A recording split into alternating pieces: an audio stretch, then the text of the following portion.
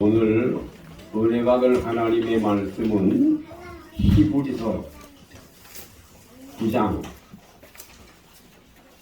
8, 9, 10절 되겠습니다. 히브리서입니다. 히브리서 제 성경으로는 360페이지 히브리서 9장 외우기도 쉬운 8, 9, 10절입니다. 오늘 은혜 받을 하나님의 말씀은 히브리서 9장 8, 9, 10절에 나와 있는 말씀을 다 한 목소리로 봉독을 하겠습니다.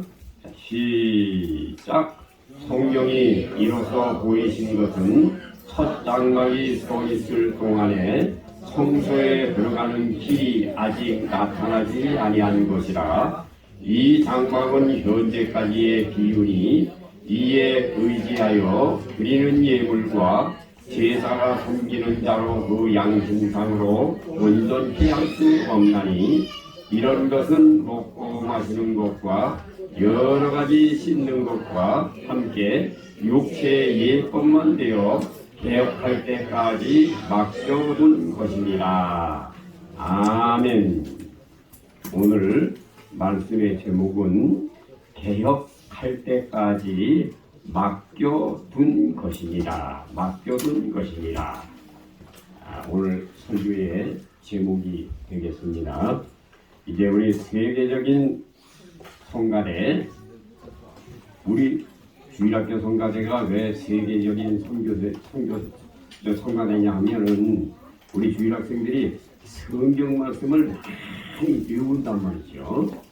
뭐 잠언을 1장을 외운다든지 2장을 외운다든지 3장을 외운다든지 4장을 외운다든지 뭐 시편을 많이 외운다든지 뭐 고린도전서 13장을 다 외운다든지 요한복음 1장을 다 외운다든지. 그러니까 우리 주일학생들이 세계적인 성가대가 맞습니다. 아마 어느 성가대라고 할지라도 성경 말씀을 이렇게 외우고 묵상하고 이렇게 찬양하는 아마 그런 성가대는 아마 세계적으로 없을 줄로 압니다. 오늘 우리 세계적인 성가대, 우리 주일학생들 일어나셔서 하나님께 영광을 돌려드리겠습니다.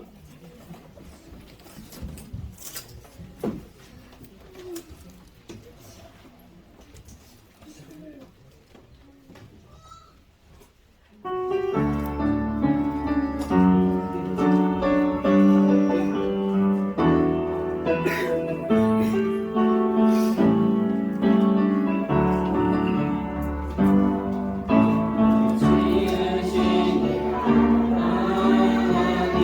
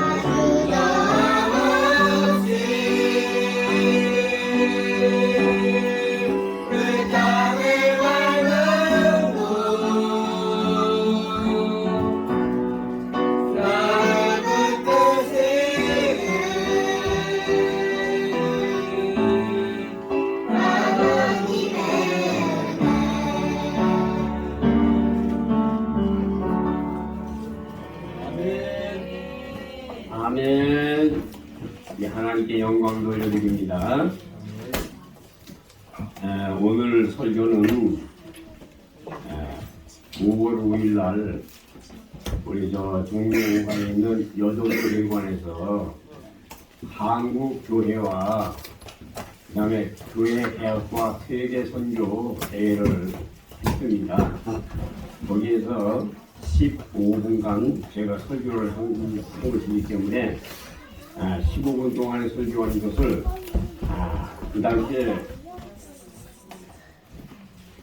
사람들이 이해를 잘 못하는 것 같아요. 그래서 오늘 이 자리를 빌어서 다시 한번 제가 여러분들에게 증거를 하면서 이 사실을 한국에 있는 모든 교회들에게 알려야 되기 때문에 다시 한번 여러분들에게 말씀을 드리게 됐습니다. 우리 세계적인 성가대 우리 주일 학생들, 자, 이 어수선하게 하지 마세요.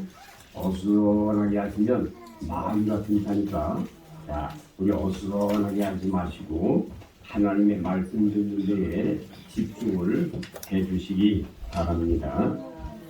원래 오늘은 우리 어버이주일, 어린이주일로서 옛날 같으면 작년만 하더라도 뭐 꽃을 달아주고 아니면 뭐 맛있는 것을 준비를 해가지고 잔치를 하면서 아주 하나님 앞에 큰 영광을 돌리는 그런 날이었습니다.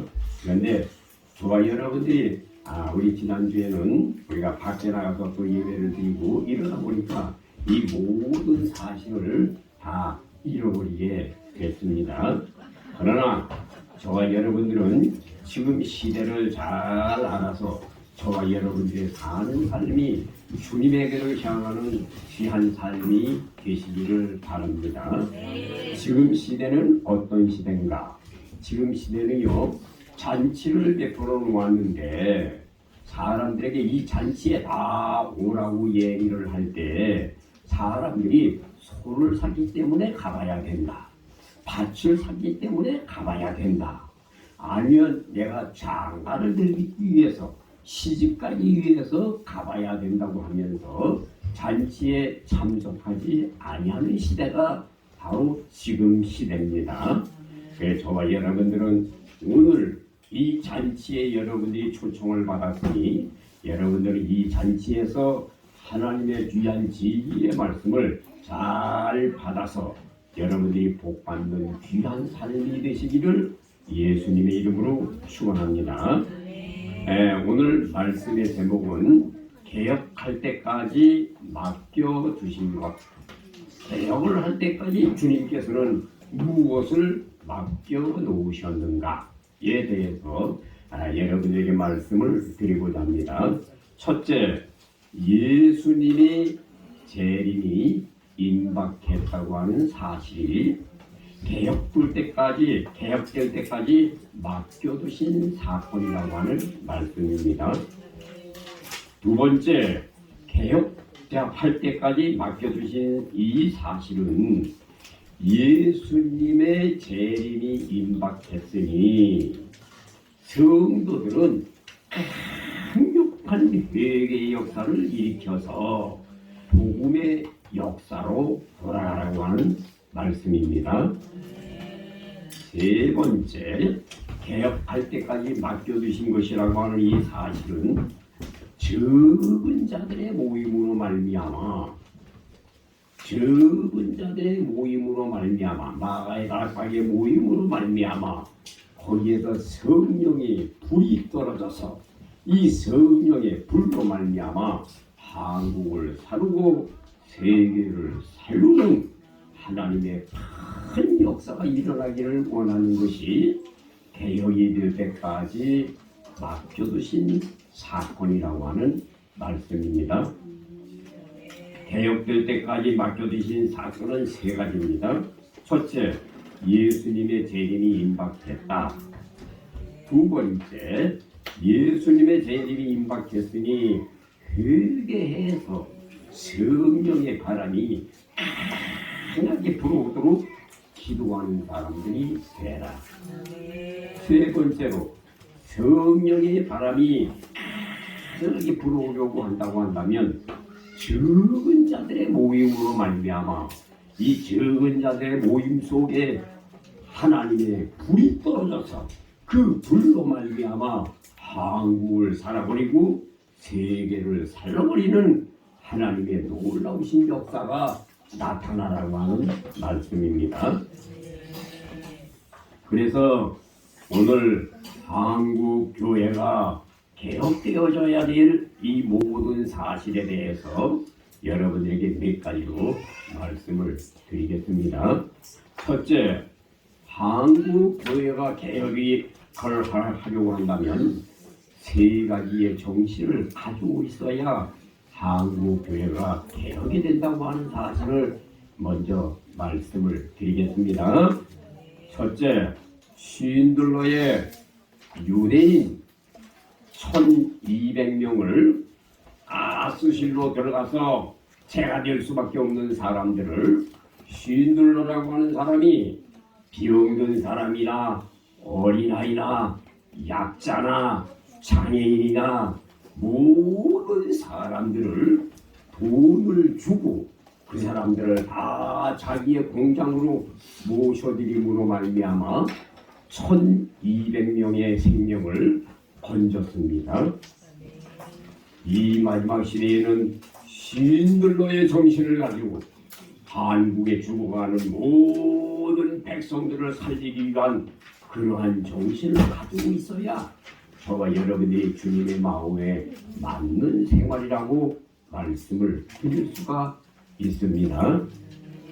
두 번째, 우리나라에 복음이 언제 들어왔는가? 저 사만 시대에 신라의 김수로 왕 때에 신라의 도마, 예수님의 제자 중에 한 사람인 도마가 우리나라에 들어와서 복음을 증거함으로 말미암아 우리나라에 세계적으로 아주 복음의 깊이가 있는 이런 나라가 됐습니다. 도마가 예수님의 제자가 아닙니까? 그 시대에 비행기를 타고 갔겠습니까? 배를 타고 갔겠습니까? 아니면 말을 타고 갔겠습니까? 어떻게 갔겠는가? 지금 여러분들이 세계를 바라볼 때 세계는 한 주먹만큼밖에 안 보여요. 그러나 제가 어렸을 때 보니까 이 한국이라고 하는 나라도 얼마나 큰 나라고, 세계라고 하는 것은 단히 상상할 수가 없는 그런 큰 나라였습니다. 근데 도마가 한국까지 와가지고 저 신라에 와가지고 철기 문명을 발달시키고 말이죠. 그 다음에 인도에 있는 공주를 신라의 김수로 왕과 결혼을 시켜서, 공주와 결혼을 시켜서 이렇게 복음을 증거했던 이 사실은 정말로 우리나라를 얼마나 하나님께서 사랑하셨는지 저와 여러분들은 잃어버리지 말고 끝까지 도마의 선교 정신을 저와 여러분들이 가지고 있어야 될 줄로 믿습니다. 세 번째로는 성경에 나와 있는 말씀, 율법의 학자이신 에스라, 이 에스라라고 하는 사람이 성전에 무너져가는 이 성전을 다시 일으킬 때 성전을 수리하다 보니까 성전 속에서 무엇을 발견했는가? 묵은 성경책을 발견하게 됐습니다. 이 성경책을 얼마나 안 봤는지 성경책이 먼지가 수두룩하게 쌓여요. 두루마리가 털어버리고 그 두루마리 율법서를 찾아보게 됐습니다. 그런 말미암아 에스라가 성경에 나와 있는 이 율법서를 보므로 말미암아 성경이 이렇게 됐구나, 이렇게 됐구나, 이렇게 됐구나 하면서 에스라가 율법의 학사, 하나님의 말씀에 대통하는 아주 훌륭한 학사가 됐던 것입니다. 이로 말미암아 저 바벨론에서 포로 생활을 하고 있던 느헤미야라고 하는 이 총독을 다시 파송을 해서 예루살렘에 무너진 성전을 다시 재건하도록 보냄을 받았습니다. 그래서 에스라와 느헤미야의 이 정신을 저와 여러분이 끝까지 가지고 있어야 저와 여러분이 주님을 맞이할 수 있다고 하는 사실을 여러분들에게 말씀을 드립니다. 에스라는 율법에 능통한 사람이고 느헤미야는 하나님의 말씀을 가지고 백성들에게 회개를 외쳤던 하나님의 유명한 총독 느헤미야, 아주 대단한 사람입니다. 그래서 느헤미야도 9장에 나와 있는 말씀에 그 설교가 다 나오잖아요. 너희들은 굵은 배우도 있고 금식을 하면서 하나님 앞에 불철주야 하나님 앞에 기도해라. 4분의 1은 율법책을 보고 4분의 1은 율법책에서 죄를 깨닫고 4분의 1은 하나님 아버지 앞에 도배하고 자복해라.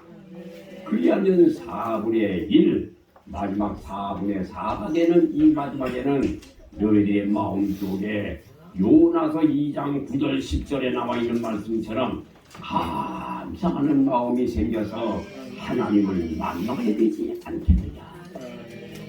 아주 대단한 느헤미야 총독의 정신을 저희들은 본받아야 될 줄로 믿습니다. 두 번째, 한국 교회를 개혁하여야 할 이유가 도대체 무엇입니까? 첫째, 주님의 재림이 임박했습니다. 둘째, 주님은 한국 교회를 떠나서 인도를 거쳐서 예루살렘으로 돌아가신다고 주님이 직접 말씀을 하셨습니다. 여러분들에게 내가 수없이 얘기한 사건이라 여러분들도 잘 알고 계실 것입니다. 제가 여기 이 자리에서 묵상 기도하고 기도할 때 주님이 교회 밖에 계신 거예요. 그래서 주님 앞에 제가 여기서 그랬습니다. 주님 밖에 계시지 말고 안으로 들어오세요. 그랬더니 주님이 밖에서 제게 말씀하시는 말씀이 내가 이제 한국을 떠나서 인도를 거쳐서 예루살렘으로 돌아가겠다. 주님께서 직접 말씀을 하셨습니다. 그래서 지금 이 사실을 여러분들이 잘 기억해야 됩니다. 한국교회는 예수님이 떠나버리면 한국교회는 육적인 교회가 되는 거예요. 예수님이 떠나버리면 육적인 교회다 라고 하는 사실을 알고 저와 여러분들이 영적으로 돌아가야 될 줄로 믿습니다. 세 번째, 우리 교회에서 제가 여자리에 앉아가지고 주님 앞에 막 울면서 막 기도하면서 말이죠. 주님 떠나시면 안 된다고 막 울면서 맡길만 사람에게 맡기시고 이 일을 주님이 가시면 어떻게 하십니까? 얼마나 울면서 여기서 내가 통곡하면서 기도했더니 주님이 요 자리에 딱 서가지고 나를 이렇게 내려다보시면서 주님이 바로 말씀하셨습니다. 내가 있지 않니? 라고 주님이 말씀하셨어요. 내가 이 사실은 여러분들에게 수없이 얘기한 사실이라 여러분들이 이거 줄다 균성으로 듣고 이쪽 귀로 듣고 이쪽 귀로 날려버리는 것 뿐이지만은 여러분 오늘 또 이 말을 또 들어야 되는 겁니다. 우리 예수님께서 우리 교회를 얼마나 사랑하시는지 저기 저 들어오는 정문 앞에서 주님이 두 팔을 이렇게 벌리면서 이 강대산들보다 저 뒤에까지 이렇게 감싸면서 신명기서 32장 39절에 너희들은 행복한 자로다. 너와 같이 구원받은 하나님의 귀한 백성들은 세상에서 아주 많지 않고 드물다고 하는 얘기입니다. 모든 백성들이 그렇게 구원을 받아야 되겠는데 그렇게 구원받은 백성들은 힘이 적다고 하는 말입니다. 왜 힘이 적은가? 너희들과 같이 하나님 아버지 앞에 열심히 회개하지 아니하고 여러분들 같이 하나님을 사랑하지 아니하는 백성들이 너무너무 많기 때문에 많지 아니하다고 주님이 말씀하셨습니다. 신명기서 32장 39절에 직접 조기에 서서 주님께서 말씀을 하셨습니다. 물론 주님이 제게 나타나서 말씀하신 사실은 여러 가지의 방법으로 많이 말씀을 하셨지만 귀신이 나타나가지고 어쩌면 좋으냐고 막 이랬더니 주님이 옆에 딱 서가지고 이렇게 선 것을 다리에 못 박힌 자국과 손에 이 못 박힌 자국을 보고 주님이 여기 계시냐 그래 사람 물러가면서 물친 사실도 있고 또 예수님께서 친히 오셔가지고 제 가슴을 두드리면서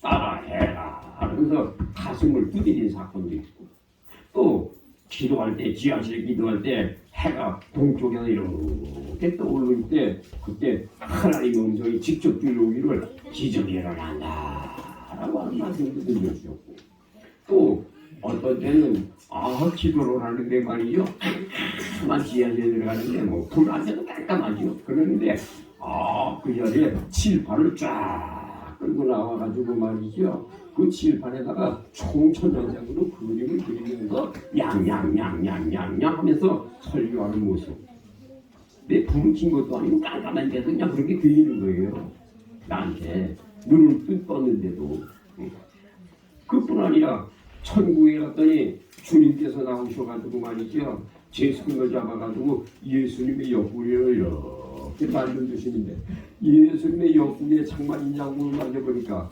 얼마나 큰지 밤새도록 그냥 울다가 눈물을 흘리고서는 철철 울다가 제가 그냥 끝나버리고 말았습니다. 예수님의 장만인 자국 오른쪽 밑에 그 자리를 창을맞았습니다. 얼마나 천장이 큰지 내가 주님 이렇게 창을 많이 했어요. 얼마나 무너진지. 세 번째, 한국 교회에게 주신 하나님의 말씀은 무엇인가? 한국 교회에게 주신 하나님의 말씀은 세 가지의 말씀을 주셨는데 이것을 여러분들은 꼭 기억하시기 바랍니다. 우리 교회에서 이렇게 오늘 주일날에 이렇게 설교를 찍어서 여러분들에게 방송으로 내보내는 것도 이거 기냥하는 게 아닙니다. 앞으로 하나님 앞에 예배 드리는 것도 이런 예배 드리는 것이 쉽지 않다는 거예요. 그래서 이 증거를 나타내기 위해서 이렇게 찍어서 한국 교회에다가 알려주라고 말씀을 하셔서 그때서부터 우리 최대현 집사가 이것을 찍어가지고 이렇게 이제 내보내게 된 것입니다. 한국 교회에게 주시는 말씀은 첫째, 한국 교회는 앞으로 빈 교회가 된다. 여러분 이 말을 신중 있게 들으셔야 됩니다. 한국 교회는 앞으로 강대상만 놓여 있지 교회가 한통 비는 교회가 된다. 여러분 심각하게 들으실 줄 알아야 돼요. 왜 빈 교회가 된가? 하고 있어요 지금. 큰 교회들은 부채 때문에 교회가 견디기가 어렵습니다. 여러분 이번에 5.15 성회 때문에 신문에 온 거 보니까 큰 교회들을 팔아먹는다고 하는 게 몇 개가 올라가는지 아세요? 큰 교회를 판다고. 돈만 있으면 얼마든지 산다니까요. 내가 큰 교회를 판다는 것이 10개 이상 올라가 있어요. 10개. 근데 자세히 세보지는 않았는데 상당히 많아. 이건. 얼마 해가지고 팔아먹는다고 나왔어요. 큰 교회가 무너집니다. 왜 무너지는지 아세요? 부채 때문에 무너지는 거예요. 중형교회가 무너집니다. 중간교회가 무너집니다. 중간교회가 왜 무너지는지 아세요? 중간교회는 성도들의 사는 삶이 어려워서 헌금이 적어서 헌금이 적기 때문에 중형교회들이 유지를 할 수가 없는 거예요. 재능요금을 낼 수가 있습니까? 수거요금을 낼 수가 있습니까? 관리비를 줄 수가 있습니까? 그 중형교회들을 유지할 수가 없는 거예요. 그러니까 중형교회가 또 무너집니다. 그러면 제일 밑에 조그만 교회들은 왜 무너지는가? 그가 많아서 없어요. 개척교회를 해가지고 우리 황성호 목사님이 5년간을 혼자 거기에서 설교를 하다가 그만두지 않았습니까? 참 대단하신 분이죠.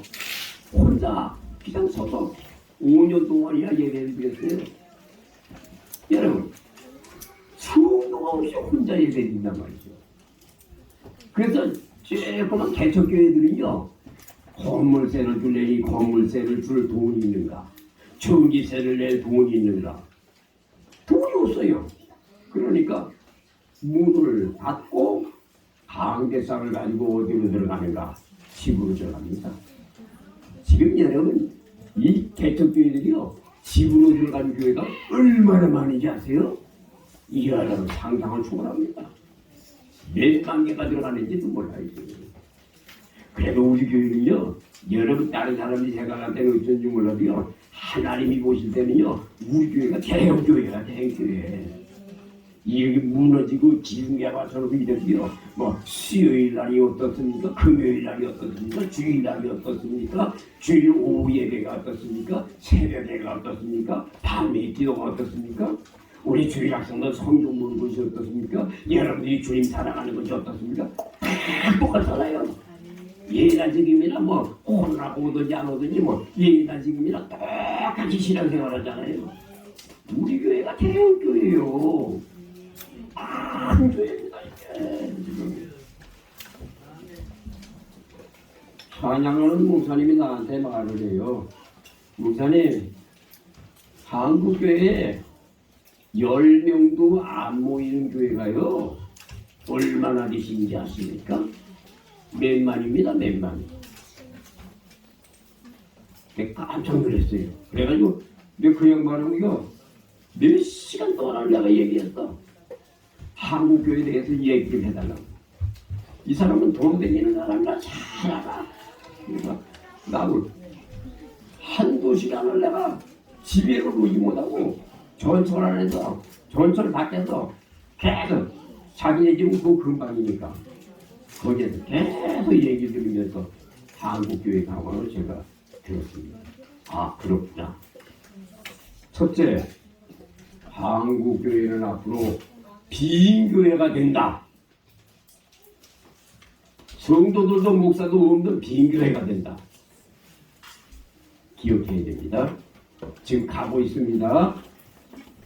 둘째, 한국교회는 첫사랑과 처음 행위를 잃어버려서 한국교회는 육적인 교회로 돌아가버린다. 예수님 없으면 육적이지. 예수님이 있어야 영적이지. 한국교회는요, 육적인 교회입니다. 많이 들어갔어요. 그리고 영적인 교회는 어디인가? 이렇게 조그만 교회. 조금 모여있는 이 교회가 영적인 교회예요. 예전에도 그런 말이 있었잖아요. 나 새신자인데 어느 가야 나를 잘 가르쳐주죠? 그랬더니 큰 교회로 가십시오. 그 시스템이 좋아서 큰 교회만 잘 가르쳐줄 겁니다. 큰 교회 갔더니 시스템은 좋아가지고 잘 가르쳐주기는 주는데 잘 관리가 안 돼요. 그래 개척교회 조금 일찍 들어가게 되면요, 세밀히 관리를 해줘. 그 사람을 천국 가는 데까지 관리를 해줘. 그래서 그 사람을 잃어버리지 않고 천국 가는 거예요. 큰 교회에 들어가 보게 되면요, 시스템을 한번 이렇게 쫙 교육을 시켜주고 나서는요, 그 다음부터도 관리를 안 해줘요. 네 책임이다 하고 끝나는 거예요. 그러나 처음 신앙생활 하는 사람은 그래서는 안 되는 거예요. 왜 그런지 아세요? 계속 가르쳐야 되니까. 천국에 들어가는 날까지 가르쳐줘야 되니까. 그래서 저도 목회를 하면서 얘기할 때 큰 교회 찾아가지 말고 개척교회 가가지고 그 교회에서 어떤 사람 잘 신앙 잘 이끌어주는 사람을 만나서 그 사람을 통해서 계속 교육을 받으면서 기도하면서 그 사람도 대화 나누면서 그 앞으로 꼭 잡고 천국 가는 날까지 믿음이 나왔다고 얘기했습니다. 한국교회는 첫사랑과 처음 행위를 잃어버려서 한국교회는 육적인 교회로 돌아가고 있다. 돌아가고 있는 중입니다.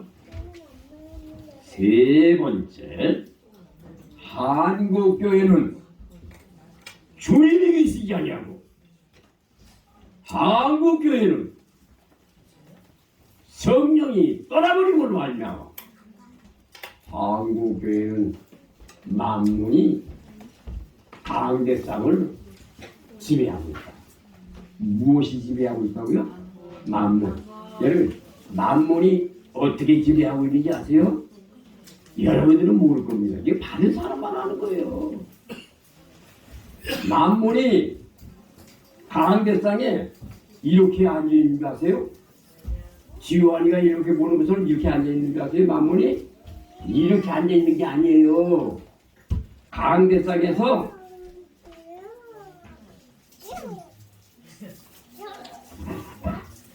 그렇게 앉아있다니까. 여러분 이거 안 놀래요 여러분들?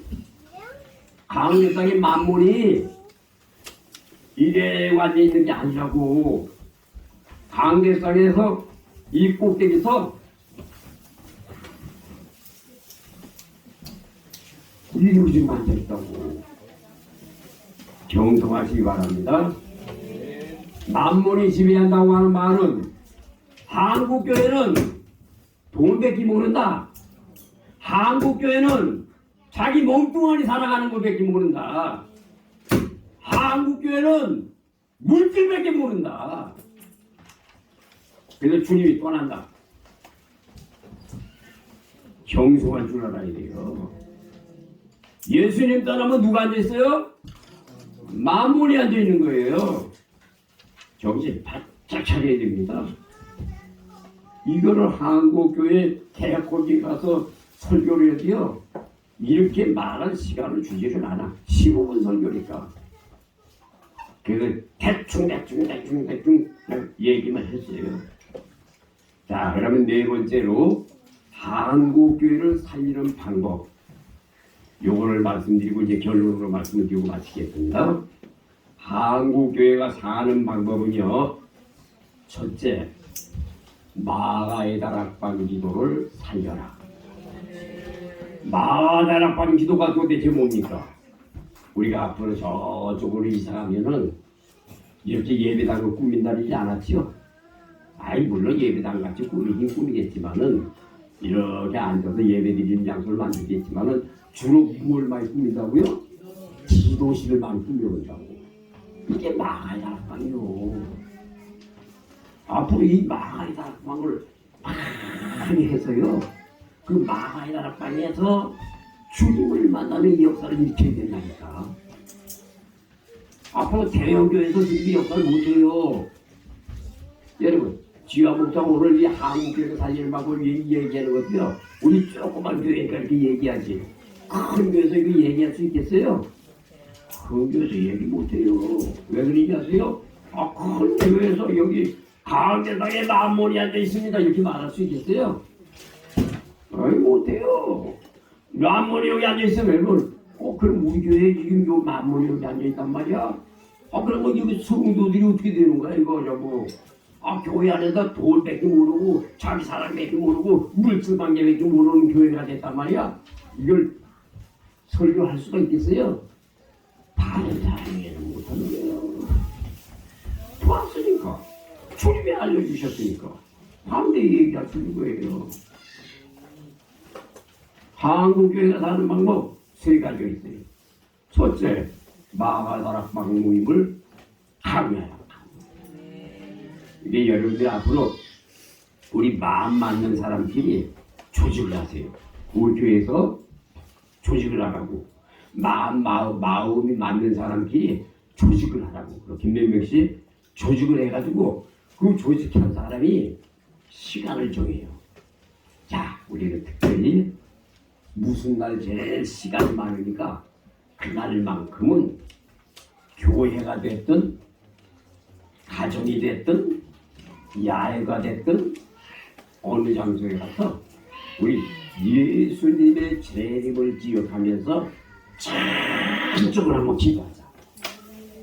이런 모임을 만들어야 하는 거예요. 소모임, 적은 자들의 모임을 강요해야 됩니다.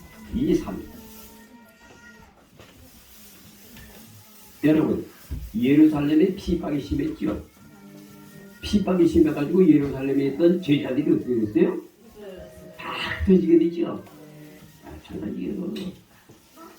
베드로가 뭘 하렵니까? 일상에. 자, 갑바도기야, 글로니아에 있는 형제들에게도 내가 문안한다 했죠. 갑바디오는 어디고, 글라우디는 어디입니까? 글라우디는요, 자, 터키의 쫙 꼭대기 거기가 글라우디예요. 갑바도기아는 어디입니까? 터키의 그 중심 지역인데 상당히 먼 거리예요. 갑바디오가 뭔데요? 거기가 보게 되면 자연박물관이 있어요. 자연박물관이 뭔데요? 땅 속에다가 굴을 파가지고 교회가, 집이 전부 교회야. 집 하나가 교회예요. 땅 굴을 파가지고 거기 하나가 자기가 사는 집이 그게 교회예요. 그 옆에 파가지고 또 자기가 이렇게 굴을 파가지고 자기 집을 만들어 놓고 그게 교회야. 또 옆으로 또 굴을 뚫어가지고 자기가 또 이렇게 굴을 파, 여기 우리 집이야. 그게 교회야. 이게 한 300개가 넘어요. 그림이 있어. 맨 꼭대기는 예수님. 그 다음에 삥 걸어가면서는요, 마태, 마가, 누가, 요한의 그림이 있어. 그게 교회예요. 거기서 기도하다 죽은 거예요. 거기 구림동굴 가보세요. 그 지하 땅속에 말이죠, 굴 속에 들어가가지고 얼마나 몇만 명이 살았는지, 아파트 한 15층 되는 거리를 전부 굴을 이리저리 굴을 뚫어가지고 말이죠. 그 안에서 수만 명의 기독교인들이 환란 시대에 숨어서 아주 먹지도 못하면서 말이죠. 아주 금식하면서 말이죠. 오직 예수님만 바라보고 그 안에서 살았던 그 기독교인들. 왜 이걸 모르냐고.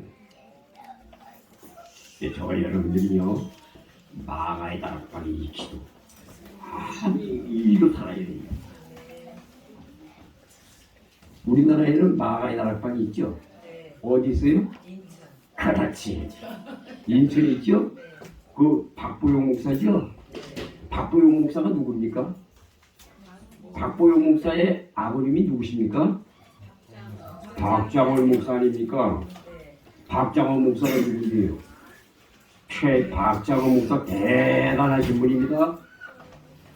강단에서 설교할 때, 자, 여러분, 마태복음 22장 32절에 우리 하나님은 살아계신 하나님이십니다.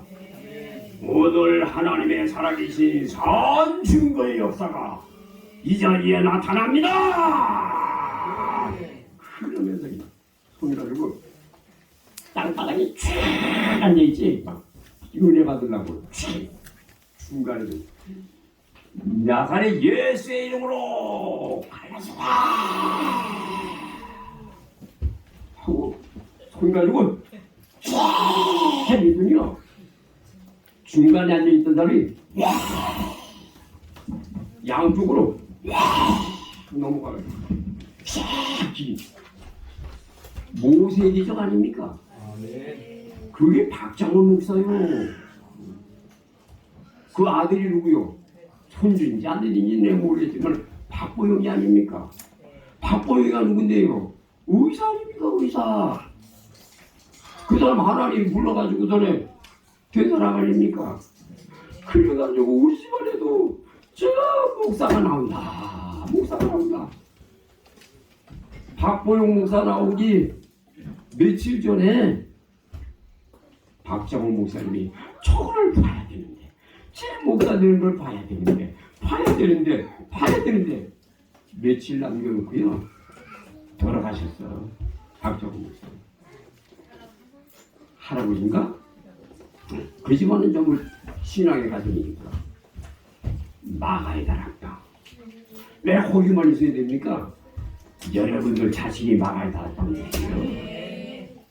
그래서 합니다. 마가의 다락방에서 살아야 되는 이유가 있어요. 무디가 집을 받아라. 웨슬레가 집을 받아라.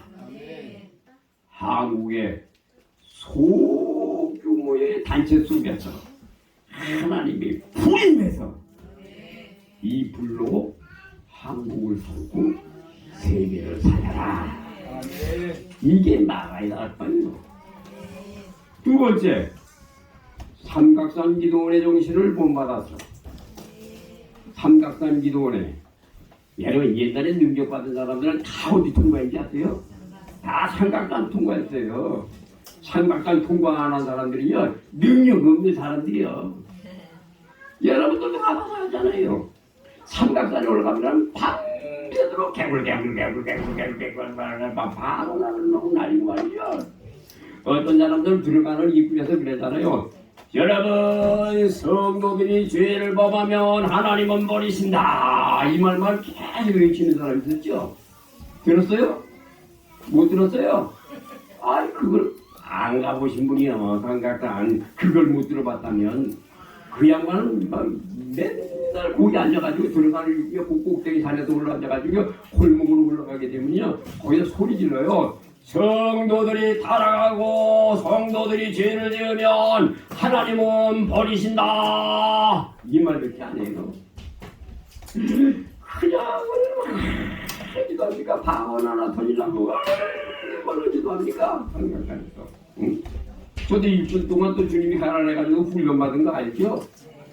제일 마지막 날 목요일 날 올라가기 힘들어가지고 날에 갔다 왔더니 말이야 무효라 해가지고 내 밤에 올라가다가 얼마나 고생을 하면서 갔다 오신 거 알죠? 순종교육 시키려고. 문제 그거였어요.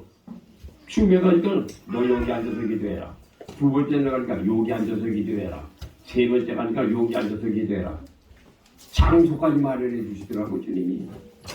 그러더니 맨 마지막 날은 내가 가기가 힘들어서 못 가니까 말이죠. 낮에 갔다 왔더니 비가 한 번만 해요. 그랬더니 저녁에 기도에 9시 한 40분 됐는데 기도했는데 주님이 너 오늘 낮에 갔다 온 거는 무효다. 이 세상에 낮에 갔다 오면 무효. 하루만 갔다 오면 되는 줄 알았어요. 그런데 밖을 쳐다보니까 여러분도 잘 봤잖아. 비가 막 억수장만 써도 번개가 치고 막 난리가 나잖아. 그런데 내가 저 사람 보고 그랬어요. 여보, 낮에 갔다 온 거는 무효래. 너 삼각산이 지금 가. 이렇게 비가 오고 이 번개 치고 이랬는데요. 주님이 무효래. 그랬더니 그래도 안 가면 안 돼. 안 되지. 차 몰고 가는데요. 미안고개 넘어가려는데 차들이 못 가요. 얼마나 비가 오고 옆으로 다 서 있어. 그래 그냥 몰고 막 가는 거지.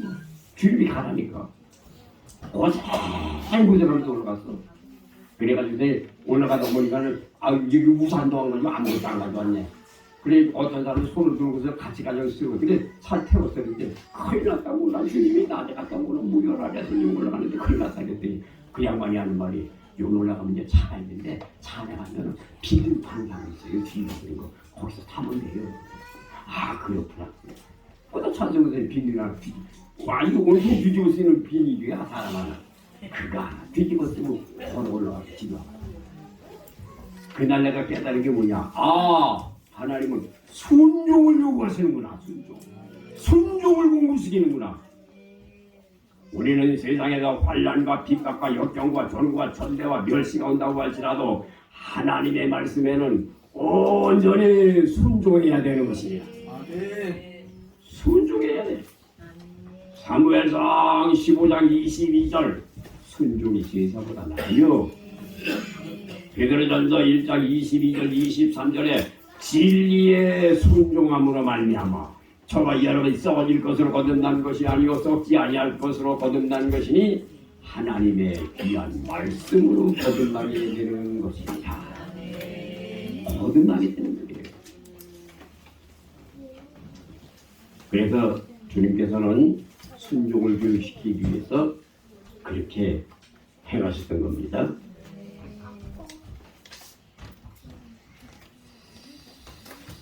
결론으로 말씀을 드릴 때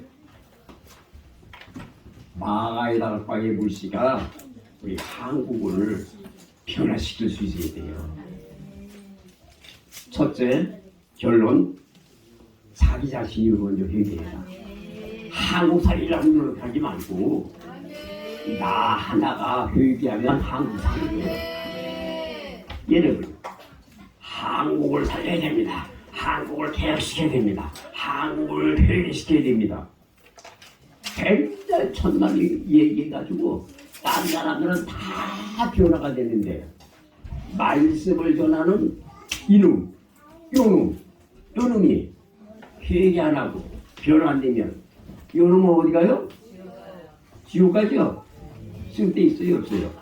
없어요. 얘는 이걸 알아야 돼요. 한국살 얘기는 나 자신 저부터 뭐 해라? 회개하라. 오늘부터 회개할 줄 아세요. 죄는 그대로 두지 마세요. 지금은 죄라고 할지라도 다 버리세요. 여러분들이 생각하는 죄도 다 버리세요. 여러분들 생각하는 거가 하나님 생각이 다 틀려. 여러분들의 눈으로 보고 사람 판단하지 마세요. 뭐 여러분들의 눈이 바로 본다고. 바로 보는 거 아니요. 하나님이 보시는 눈이 정확하지. 왜 사람을 판단해요? 왜 사람을 비판해요? 왜 사람을 미워해요? 심판감이요. 절대 그러지 말고 자기 자신을 보고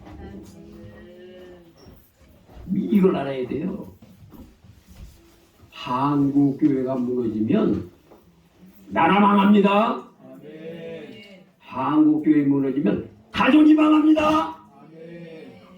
한국 교회가 무너지면 여러분의 자식들 가져도 다 망하게 되는 거예요. 한국 교회가 망하게 되면 몽땅 지옥 갑니다. 우리는 한국 교회를 위해서 기도해야 돼요. 그래서 개혁될 때까지 맡겨두신 것은 회개입니다. 회개. 나 우리 성도들만 보면은 내가 길거리 다니면서도 맨날 그래요. 우리 교회 성도 같은 사람은 없다. 내가 여전도 회관에 가서도 15분간 설교하면서도 내가 속으로 우리 성도들 같은 사람이 없다. 그래, 최고다 최고. 왜? 지금까지 저도 그렇고 여러분들도 그렇고 회개밖에 모르는 사람이요. 정치를 합니까? 경제를 합니까? 돈을 합니까? 여자를 합니까? 뭐 세상에 돌아가는 걸 합니까? 뭘 합니까? 세상에서는 뭐 대통령이 어떠니 정치가 어떠니 뭐 얼마나 시끄럽습니까? 경제가 어쩌니 뭐이가 어쩌니 뭐이가 어쩌니 말 많아. 그런데 저는 우리 사모님이 텔레비전을 놨는데도 뉴스도 보지 말라 그래가지고 뉴스도 잘 안 봐요. 그러다가 밖에 나가가지고 병원에 앉아서 이렇게 뉴스를 보게 되면 깜짝 놀라죠. 내가 어이구 세상에 이렇게 된단 말이야? 이렇게 된단 말이야? 한국교회가 타락해서 환란이 오고 있구나. 환란이 오고 있구나. 환란이 오고 있구나. 한국교회가 망하면 교회가 망하고 나라가 망하는 것뿐만 아니라 환란이 오고 있구나. 기억하시기 바랍니다. 환란 오게 되면요, 우리 주일학생들 갇혀갔어요. 같이 가는 거야. 똑바로 믿음 생활 해야겠지. 오늘 긴 말씀 드리지 않겠습니다. 오늘 이걸로 여러분에게 말씀드리고, 오늘 말씀드리는 거는 한국교회를 조금 더 깨우치고 싶어서 오늘 말씀드렸습니다. 기도하겠습니다. 아버지 감사합니다. 오늘 귀한 시간에 하나님의 귀한 진리의 말씀을 증거할 수 있도록 인도해 주시니 감사합니다. 사랑하는 성도들을 주님께서 붙들어 주셔서 한국 교회가 개혁될 수 있도록 축복해 주시고 이 나라와 이 민족이 살게 하시고 교회가 살고 가정이 살고 사회가 살고 온 백성들이 여호와를 경외함으로 전도서 12장 13절에 여호와를 경외함으로 말미암아 그 명령을 지킴으로 영생을 얻을 수 있도록 축복하옵소서. 지금은 우리 주 예수 그리스도의 은혜와 하나님 아버지의 무한하신 사랑과 성령님의 감화감동 충만 가득하시니 저희들의 몸을 하나님 앞에 드리고 하나님 아버지 앞에 예물을 드린 사랑하는 모든 성도들의 머리 위에 지금으로부터 영원토록 충만히 함께 계시기를 예수님의 이름으로 축원하옵나이다. 아멘.